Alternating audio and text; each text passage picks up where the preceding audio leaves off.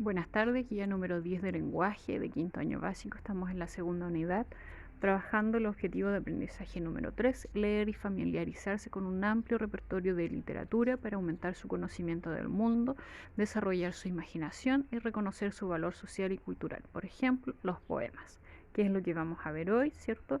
Conocer en qué se inspiran las personas para escribir poesía y además echar una repasada a los sinónimos. ¿Ya? Tienen que trabajar en la página 92 y 93 del libro.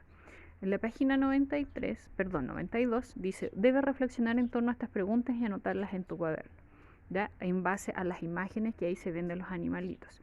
Y abajo dice claves del contexto, que es más que nada leer la información, ¿cierto? Y que nos da una breve reseña de lo que es la poesía y a qué se refiere y en qué se inspiran las personas para hacerla, ¿ya? Y la otra actividad, también en el libro, tiene los espacios, así que la pueden hacer ahí, son los sinónimos. Recuerden que en el video anterior iba información sobre esto y qué lo que eran. Recuerden que son palabras que se escriben distintos pero que tienen significados similares o iguales, ¿ya? Entonces tienen que leer este fragmento que dice ahí, ya, ponen atención y después tienen que ver ustedes cuáles tienen un significado parecido y subrayarla. Después, ¿qué palabra podrías utilizar para reemplazar el adjetivo loco en los versos leídos? O sea, tienen que reemplazar la palabra loco por otra que signifique algo similar. Después leen los versos que están acá, ¿cierto? Y pintan el recuadro de lo que está acá abajito, ¿cierto? Con la palabra que tiene el mismo significado y finalmente responden las preguntas que están acá abajo en su cuaderno. Y tenemos el PowerPoint de la poesía. ¿Qué es la poesía?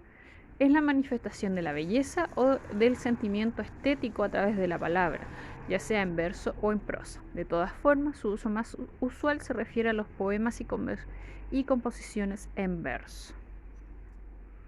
La poesía. Hay ciertas normas formales que hacen que un texto sea considerado como parte de la poesía: versos, estrofa, ritmo. Principales características, ¿cierto? Se menciona el uso de elementos de valor simbólico, imágenes literarias como la metáfora, que necesitan una actitud activa por parte de quien lee los poemas.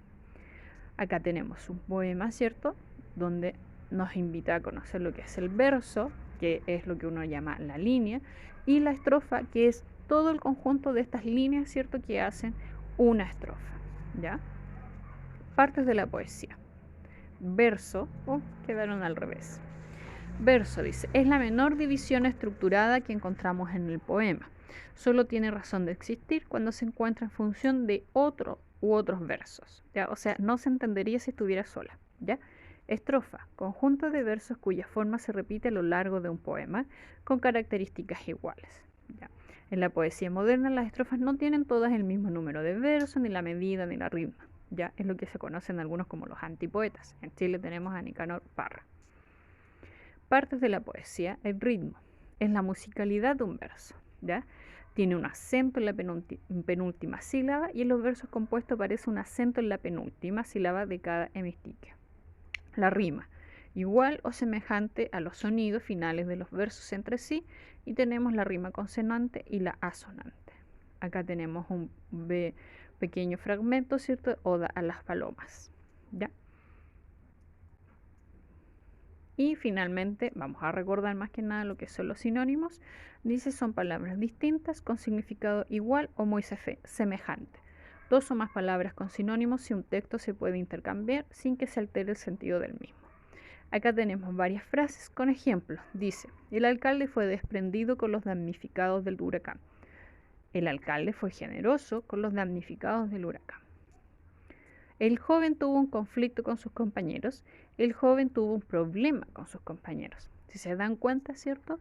El cambiar esas palabras no altera lo que quiere decir la frase, la oración. Y eso es lo importante y relevante de los sinónimos. Hasta pronto.